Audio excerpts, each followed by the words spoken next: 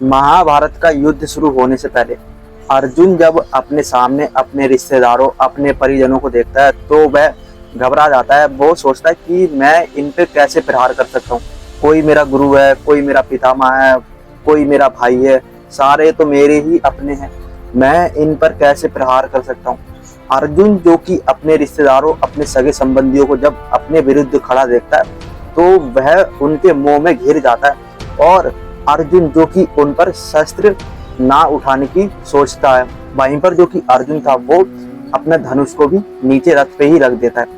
अर्जुन ने ठान लिया था कि अब मैं इन पर प्रहार नहीं करूंगा। मैं इन पर प्रहार कैसे कर सकता हूँ कि सारे तो मेरे अपने ही हैं। और महाभारत का युद्ध वो युद्ध था कि उसमें या तो वीरगति को प्राप्त होता या फिर वो वीर बन जाता महाभारत का। तो अर्जुन यही सोचता है कि मैं कैसे इन पे प्रहार कर सकता हूँ। मैं अपने रिश्तेदारों पे, अपने रिश्ते नातों पे, जो मेरे रिश्तेदार अपने परिजन हैं, मैं अपने रिश्ते नाते कैसे तोड़ सकता हूँ और मैं इन पर कैसे प्रहार कर सकता हूँ। तो जो भगवान श्री कृष्ण थे, जब अर्जुन की ऐसी हालत देखते हैं तो जो कि भगवान श्री कृष्ण थे वो अर्जुन को महत्वपूर्ण ज्ञान देते हैं। भगवान श्री कृष्ण अर्जुन को समझाते हैं, हे पार्थ, जिन्हें तू देखकर घबरा रहा है और उन पर अस्त्र शस्त्र का प्रयोग नहीं कर रहा है, वो तेरे अपने नहीं है। ये सिर्फ तेरे मन का भ्रम है, क्योंकि जो आत्मा है वो ही अमर है और जो ये शरीर है ये नश्वर है। रिश्ते नाते सिर्फ इसी जन्म तक ही है। इन रिश्ते नातों में अभी तुझे लग रहा है कि जो तेरे सामने है वो तेरा अपना, लेकिन वहीं पर अगर जब तू मृत्यु को प्राप्त हो जाएगा या फिर ये मृत्यु को प्राप्त हो जाएंगे तो आगे चलकर तू या फिर ये तुझे भूल भी जाएंगे। इस शरीर में जो आत्मा विद्यमान है वो ही सिर्फ अमर है। ये शरीर तो सिर्फ नष्ट हो जाएगा और जो कि रिश्ते नाते हैं वो भी इसी जन्म तक ही सीमित रह जाएंगे। रिश्ते नाते जो कि अभी तुझे लग रहे हैं ये सारे अपने हैं, वो सिर्फ इसी जन्म में। हो सकता है कि अगले जन्म में तुम कुछ और बन जाओ या फिर पिछले जन्म में तुम कुछ और थे। वहीं पर जो कि ये जो अभी तुम्हारे सामने खड़े हुए हैं, जिनको तुम अभी अपना मान रहे हो, ये अभी तुम्हारे इसी जन्म के लिए अपने हैं, लेकिन अगले जन्म में पता नहीं ये कोई और रूप में आ जाए या फिर ये जो तुम्हारे अभी सामने खड़े हैं या तुम्हारे जिनको अभी तुम ये अपने भाई समझ रहे हो ना, क्या पता कल को ये अगले जन्म में तुम्हारे ही शत्रु बन के तुम्हारे सामने फिर से खड़े हो जाए। ये सिर्फ मोह है और जो तुम्हारे मन का भ्रम है। इस भ्रम से तुम बाहर निकलो। तभी अर्जुन कहता है कि माधव, मैं इन पर कैसे प्रहार कर सकता हूँ। आत्मा भले ही अमर है, लेकिन जो ये शरीर है इससे ही तो रिश्ते नाते बने हुए हैं। तो जो कि भगवान श्री कृष्ण थे वो कहते हैं कि देखो पार्थ, आत्मा जो है वो अमर है। आत्मा का ही संबंध परमात्मा से सीधा सीधा जुड़ा हुआ है। आत्मा जो कि जैसे व्यक्ति कपड़े बदलता वैसे ही आत्मा भी अपना शरीर बदलती है। अभी जिसे तू सोच रहा है ना ये सारे तेरे अपने हैं, ये कोई भी तेरा अपना नहीं है, सिर्फ इसी जन्म में ये तेरे अपने हैं।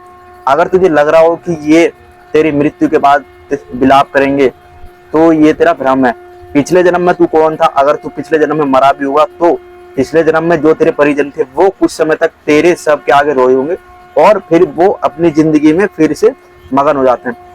भगवान श्री कृष्ण कहते हैं, अर्जुन, ये रिश्ते, ये मोह माया के बंधन, ये सब दिखावा है और कुछ भी सत्य नहीं है। वहीं पर मेरी माया इतनी प्रबल है कि जो कि मनुष्य होता है वो सब कुछ भूल जाता है। ये रिश्ते नाते सिर्फ हमारे शरीर से ही जुड़े हुए, आत्मा से नहीं जुड़े। आत्मा तो अमर है और आत्मा अगले जन्म में किसी और शरीर के पास चली जाएगी, लेकिन जो ये शरीर है, जैसे ही ये तेरा शरीर खत्म हो जाएगा वैसे ही जो तेरे रिश्ते नाते हैं वो भी इसी जन्म तक सीमित रह जाएंगे और वो आगे नहीं होंगे और जो कि टूट भी जाएंगे। तो भगवान श्री कृष्ण अर्जुन को समझाते हैं, हे पार्थ, अभी तू जिसको सोच रहा है ना ये तेरे कोई भी अपने नहीं है। और वैसे भी इनको सामने देख, इन्होंने तेरे साथ इसी जन्म में भी बहुत बुरा करा है, क्योंकि जब द्रौपदी का अपमान हुआ था तब भी ये सारे मौन भी रहे थे। भगवान श्री कृष्ण कहते हैं, पार्थ, जो धर्म है वो सबसे बड़ा, तू अपना धर्म कर। ये तुझे लग रहा है ये तेरे रिश्ते नाते हैं जो इसी जन्म के लिए है। जो तेरे सामने खड़ा हुआ है वो अभी तुझे लग रहा होगा कि ये मेरा सगा संबंधी है, लेकिन ये कोई भी तेरा सगा संबंधी नहीं है। भगवान श्री कृष्ण कहते हैं, किसी के मरने का शोक मत करो और किसी से नाता टूटने का भी दुख मत मनाओ। मेरी माया इतनी प्रबल है अर्जुन कि सारे लोग सब चीज भूल जाते हैं और फिर से अपने निजी कार्य में लग जाते हैं। जैसे कि हम देखते हैं कि हमारे जो कोई होता है परिजन, उसकी जैसे कोई मृत्यु हो जाती है, कितने दिन, ज्यादा से ज्यादा 4 या 5 दिन कोई रो लेता है।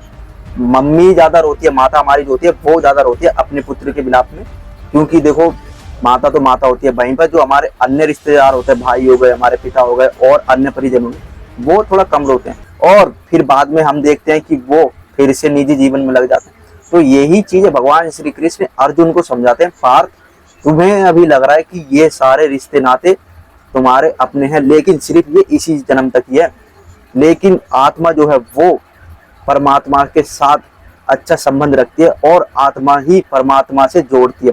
आत्मा को ही तुम अमर मानो और आत्मा जो है वो अगले जन्म में फिर से किसी और शरीर में आ जाएगी, क्योंकि जो आत्मा है, जैसे व्यक्ति कपड़े बदलता वैसी आत्मा अपना शरीर ही बदल देती है। भगवान श्री कृष्ण अर्जुन को यही समझाते हैं कि तुम इनके मोह में मत फंसो और अपना धर्म करो और धर्म की रक्षा भी करो, क्योंकि भगवान श्री कृष्ण अर्जुन को ये समझाना चाहते थे गीता के माध्यम से, अगर तुम इस मोह माया में फंसे रह गए, इन मोह में फंसे रह गए, तो जो तुम धर्म है वो भूल जाओगे और धर्म के मार्ग पर नहीं चल पाओगे और तुम धर्म के लिए नहीं युद्ध कर पाओगे। क्योंकि अर्जुन के सामने जितने भी विरोधी थे वो शक्तिशाली तो थे, लेकिन वो अधर्म के साथ थे, वो दुर्योधन के साथ थे, इसलिए वो सारे उनके खिलाफ हो गए थे, पांडवों के।